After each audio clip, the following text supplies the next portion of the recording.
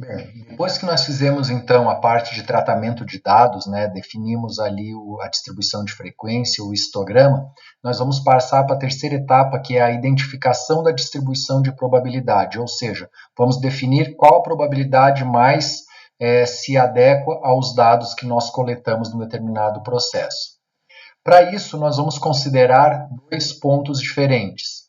Primeiro, o contexto do assunto, ou seja, o que eu estou tentando modelar. Por exemplo, quando eu modelo tempo entre chegadas, é muito comum, ou na maioria dos casos, essas distribuições elas seguem distribuições exponenciais. Então, se eu sei que o meu conjunto de dados refere-se ao tempo de chegadas, eu já vou aí com uma ideia pré-estabelecida de que ela vai seguir uma distribuição exponencial.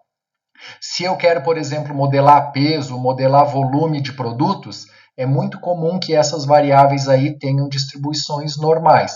Então a gente já dá uma analisada em que tipo de dado nós estamos analisando, estamos avaliando, obviamente no perfil do histograma, certo? Então, naquele exemplo ali anterior, o nosso perfil do histograma já identificava muito claramente uma distribuição normal. Então eu nem preciso conhecer o contexto.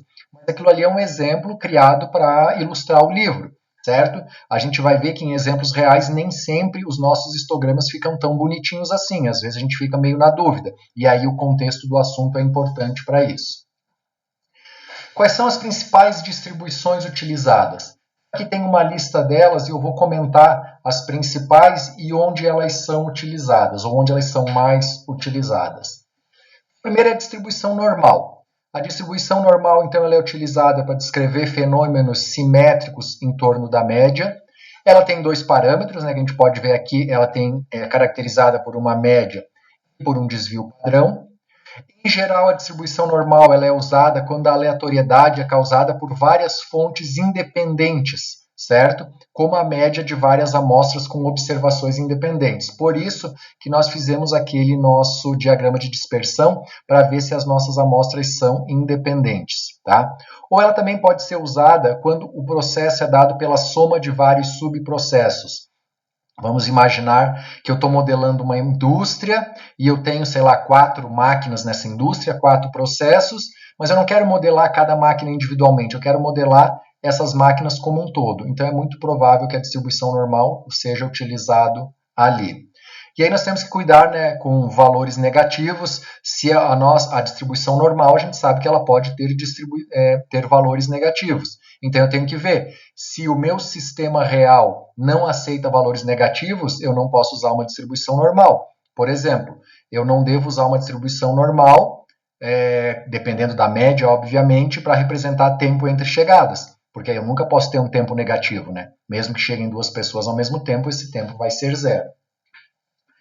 Aqui está uma curva característica da distribuição normal. Então a gente vê aqui por trás um histograma, né? Por cima desenhada a linha da distribuição normal. E como eu falei, por ser um exemplo de um livro, está bem característico da distribuição normal. Aqui a gente está trabalhando com média 4 e desvio padrão de 0,5. Aqui, ó, dá para ver o gráfico já é um pouquinho mais estranho, mas ainda é uma distribuição normal, só que ela tem um desvio padrão muito pequeno. Isso que eu comentei, às vezes só olhando o nosso histograma a gente não enxerga bem. Isso que é importante analisar o contexto e depois nós vamos ver outros testes estatísticos na aula da semana que vem. A distribuição uniforme. A distribuição uniforme, ou contínua ou discreta, né, ela tem 2 parâmetros, A e B. A é o mínimo e B é o máximo, ou seja, como se eu estivesse usando uma função de geração de números aleatórios em um computador, onde eu passo o valor mínimo e o valor máximo desse número aleatório. E todos os valores dentre este intervalo aqui têm a mesma probabilidade de acontecer. Por isso que o nome dela é uniforme. É uma distribuição bem simples, né, bem fácil de ser utilizada. Ela não deve ser muito utilizada porque ela não dá muitas informações sobre o processo. Isso que a gente só deve utilizar quando eu só conheço o mínimo e o máximo. Eu sei que o menor valor possível é 5, por exemplo, e o valor máximo possível é 20. Agora, se eu não sei quem é mais provável, quem é menos provável, então eu vou utilizar a distribuição uniforme. Agora, se eu sei que tem alguns valores mais prováveis do que outro, eu vou buscar uma distribuição mais adequada. Todos os valores, então, têm a mesma probabilidade de acontecer, né? E aqui alguns exemplos, né? Tipo a distância entre a fonte e o destino, né? O pacote em uma rede. Eu sei o tamanho mínimo de distância que eu posso enviar meu pacote, sei o tamanho máximo, mas não existe assim uma coisa mais comum. Eu mando mais pacotes para servidores mais perto ou para servidores mais longe. Isso aí, essa probabilidade ela é realmente muito aleatória. Então a distribuição uniforme, ela é bastante adequada para isso aqui. Aqui está um exemplo da distribuição uniforme. Percebam que aqui a gente tem o máximo, o mínimo 0, o máximo 1. Aqui a ocorrência dos valores nesse intervalo são todas muito parecidas, por isso que todos têm a mesma probabilidade de acontecer. É importante que vocês entendam que em todas as probabilidades, o que são essas barras aqui? São o resultado do histograma que nós criamos a partir dos dados da amostra. Com isso, nós vamos definir essa linha aqui de cima, que é uma distribuição de probabilidade teórica. Essa distribuição de probabilidade teórica, ela vai servir para quê? Vai servir para que lá no Arena, quando eu for criar os meus processos, criar minhas chegadas, eu possa cadastrar. Que lá no Arena não tem como eu colocar esse diagrama aqui, esse histograma, essa distribuição de frequência. Eu vou colocar a distribuição de probabilidade teórica. Outros exemplos, distribuição triangular. A distribuição triangular, assim como a uniforme, ela tem o mínimo, o máximo, que é o B, mas ela tem a moda também, ou seja, o elemento que mais se repete. Então, aqui, já vou ter valores que vão ocorrer com maior frequência, né, os que estão próximo à moda, e outros com menor frequência, que é os que estão próximo do limite inferior e do limite superior. Aqui um exemplo, né, tempo para a realização de um determinado teste. Tá? A maioria das pessoas realiza em 2 horas, o tempo mínimo para fazer é 1 hora, o tempo máximo é 4 horas, por exemplo. Então, são um exemplo de aplicação da distribuição triangular. Da mesma forma que a uniforme, a distribuição triangular ela só deve ser utilizada quando eu não consigo uma distribuição melhor. Se eu conseguir usar uma distribuição normal, se eu conseguir utilizar uma distribuição de Weibull ou outras que a gente vai ver para frente, eu devo preferir. Agora, se eu não consigo, pelo menos aqui eu já tenho limite inferior e superior, ou seja, ela vai gerar os dados dentro do intervalo que eu quero. Eu tenho uma informação a mais que a distribuição uniforme, que é qual o valor mais provável de acontecer. Então, aqui está a característica, né, de uma distribuição triangular, o histograma gerado e a distribuição teórica gerada. Limite inferior 1, moda 3, limite superior 6. Percebam que ela não é necessariamente simétrica. Né? Nesse caso, ela pode ser, mas nesse caso ela não é simétrica. Distribuição exponencial, nós já usamos muito. Ela tem um único parâmetro aqui, que está referenciado como parâmetro beta, que é a média da distribuição exponencial. Eu já comentei, ela vai tratar de situações onde o conhecimento do último evento não influencia no resultado do próximo. Por isso que o tempo de chegada é muito associado a distribuições exponencial, certo? Então, ela é utilizada para modelar o tempo de ocorrência entre 2 eventos, ou seja, evento pode ser a chegada dos clientes, se estes forem causados por fatores independentes. Tá? Principal aplicação, então, modelar o tempo de chegadas. Tá? Normalmente, a gente não usa distribuição exponencial para modelar o tempo de atendimento. Em geral, outras distribuições são mais adequadas para isso. Aqui a característica da curva. O que quer dizer isso aqui? É uma distribuição exponencial com média 1. Vamos supor que seja 1 minuto. Em média, os clientes chegam a cada 1 minuto. Mas pela característica da distribuição, quer dizer que a maioria deles chega com menos de 1 minuto ou perto de 1 minuto. Só que como tem alguns que às vezes ficam momentos com 5, 10, 15 minutos sem chegar ninguém, então essa média ela acaba vindo um pouco mais para cá. Essa é a característica da distribuição exponencial. Distribuição de Poisson, certo? Ela é uma distribuição discreta, está relacionado diretamente com a distribuição exponencial, certo? Se vocês perceberem aqui, a média dela é calculada com 1 sobre beta, que é a média da distribuição exponencial. Então, a ideia é o seguinte, se o tempo de ocorrência, né, ou entre duas ocorrências, segue uma distribuição exponencial, o número de ocorrências segue uma distribuição de Poisson. Por exemplo, se os clientes chegam seguindo uma distribuição exponencial com média 2 minutos, certo? Isso quer dizer o quê? Se a média é 2, 1 sobre 2 é 0,5. Quer dizer que eu tenho uma distribuição de Poisson, a quantidade de pessoas que chegam por minuto é meia pessoa. Em média, chega meia pessoa por minuto. Então, elas são duas distribuições complementares. Uma trata do tempo de forma contínua, que é a exponencial, então, o tempo em que leva para acontecer as coisas, e a outra trata de quantas coisas ou quantos eventos acontecem num determinado período de tempo. É uma distribuição de Poisson discreta. Aqui a gente tem um gráfico bem característico da distribuição de Poisson também. Não vou entrar muito nos detalhes dela, porque a gente quase não usa dentro de simulação, a gente usa mais as distribuições contínuas. Temos uma distribuição beta. A distribuição beta ela tem dois parâmetros, o alfa e o beta. O alfa é um parâmetro que determina a forma da curva, e o beta que determina a escala da curva. Certo? Ela é uma distribuição bastante flexível, vocês vão ver nos próximos gráficos ali, que a forma do gráfico dela muda totalmente dependendo destes parâmetros aqui. Tá? Por isso que ela é bastante utilizada. Bom, vou falar primeiro aqui embaixo. Ela ser flexível, né, ela vai ser muito utilizada quando eu não tenho dados reais coletados, ou seja, por algum motivo eu não consigo coletar dados reais, então eu vou ter que simular dados e, a partir desses dados, gerar a minha distribuição. Então, nesse caso, a gente pode usar uma distribuição beta, porque daí eu vou mexendo nesses dados que eu estou simulando para ver qual dá os melhores resultados de uma maneira bem fácil. Tem uma adequação, uma aplicação boa.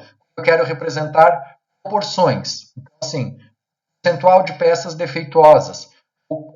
Quantos por cento dos pacotes eu preciso retransmitir? Quantos por cento do trecho de uma estrada eu preciso fazer reparos? Então, tudo isso aqui é bem representado por uma distribuição beta. Aqui tem uma distribuição beta com parâmetros alfa, A e B, 1 e 1. Percebam que ela é muito parecida com uma distribuição uniforme.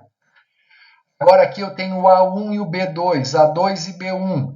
Percebam que elas já assumem curvas totalmente diferentes, só mudando esses parâmetros aqui. Por isso que ela é uma distribuição bastante versátil. A distribuição de Weibull também, ela tem dois parâmetros, alfa e beta, forma e escala.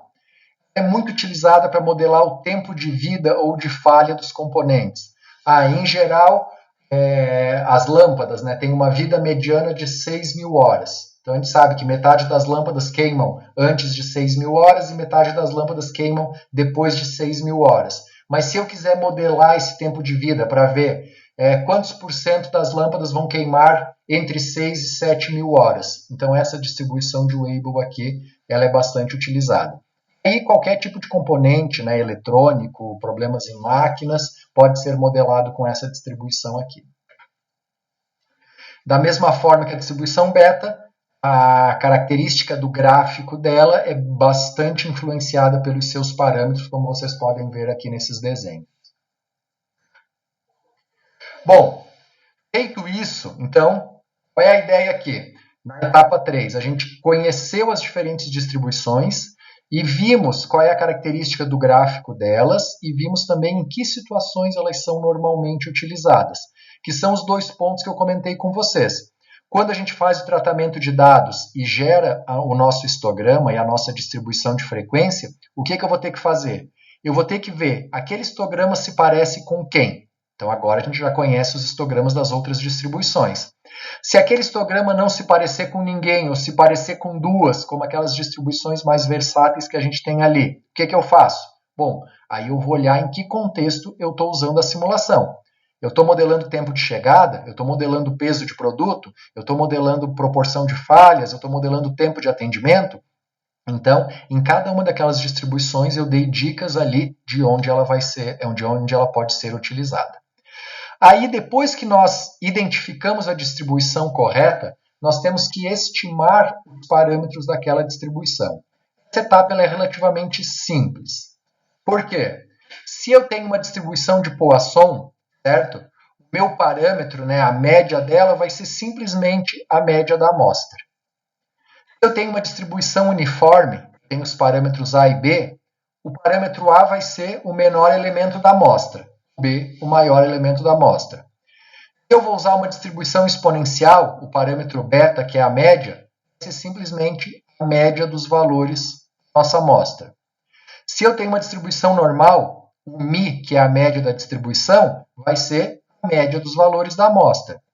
O sigma, que é o nosso desvio padrão, certo? Vai ser calculado por essa fórmula aqui, ó. Raiz quadrada de n menos 1 sobre n, sendo que n é o número de elementos da amostra, vezes o S quadrado. O que é o S quadrado? É o desvio padrão, não, desculpe, é a variância da nossa amostra. Tá? Então, a partir dos dados da amostra, usando aquelas medidas descritivas que a gente viu lá no início dessa aula, que a gente calcula quando faz o tratamento dos dados, com base nisso nós vamos definir os parâmetros da nossa distribuição. Outras distribuições aqui, né? Distribuição de gama, Erlang, beta, Weibull. Gama e Erlang eu nem passei para vocês, mas são distribuições que também são utilizadas. Todas elas têm os parâmetros alfa e beta.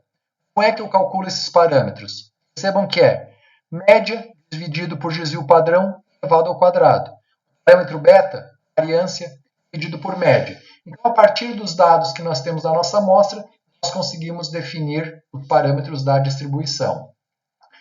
Enfim, a distribuição uniforme e a uniforme já passou, já falei aqui, né? Distribuição triangular só. Distribuição triangular, eu vou pegar o menor valor do conjunto, o valor máximo, o maior valor e a moda. O que é importante vocês entenderem desses dois slides aqui é, a partir das estatísticas descritivas que nós calcularmos para os dados da nossa amostra, nós vamos definir os coeficientes ou os parâmetros da nossa distribuição. Nós precisamos fazer todos esses cálculos aqui? Não. Nós vamos fazer o cálculo apenas da distribuição que nós selecionamos. Se nós analisamos lá um conjunto com 100 valores e vimos que aquele conjunto é representado por uma distribuição exponencial, então nós vamos calcular a média da distribuição exponencial. O resto a gente não faz nada. Pegamos um segundo conjunto de dados. Vimos que esse segundo conjunto de dados ele se adequa bem a uma distribuição triangular. O que a gente vai fazer? Vai pegar o menor, o maior e a moda para definir os parâmetros da distribuição triangular. É importante vocês lembrarem disso. O que nós estamos fazendo nesta unidade 3 aqui serve para descobrir as distribuições que nós colocamos lá no Arena. Vocês já viram?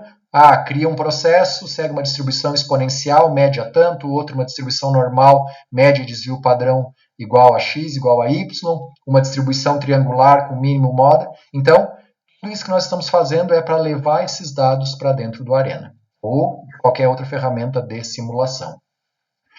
Para finalizar as atividades dessa semana, eu coloquei uma atividade 3.2 lá no SIGA. Eu peço que vocês acessem. Lá vai estar descrito exatamente o que vocês precisam fazer. E com isso, nós concluímos a aula dessa semana, né, que tinha como objetivo realizar o tratamento dos dados para identificar a distribuição de probabilidade. A gente viu o que é isso. É calcular as estatísticas descritivas, retirar os outliers, calcular a distribuição de frequência e desenhar o histograma. Feito isso, aí nós revisamos as distribuições de probabilidade e as suas aplicações. Então, a partir do histograma montado aqui, agora que vocês conhecem as distribuições de probabilidade, sabem onde aplicar, vocês vão saber qual distribuição utilizar para representar cada uma das variáveis aleatórias ou cada um dos processos do sistema que vocês querem modelar. E, por fim, nós conhecemos os estimadores dos parâmetros de cada distribuição. Vimos, se eu usar uma distribuição normal, como que eu calculo o parâmetro média de desvio padrão? Se eu uso uma distribuição uniforme, como que eu calculo o parâmetro A e B, o mínimo e o máximo? E assim por diante. Então, com isso, eu espero que vocês tenham compreendido a ideia. Qualquer dúvida, entre em contato pelo e-mail ou pelo WhatsApp.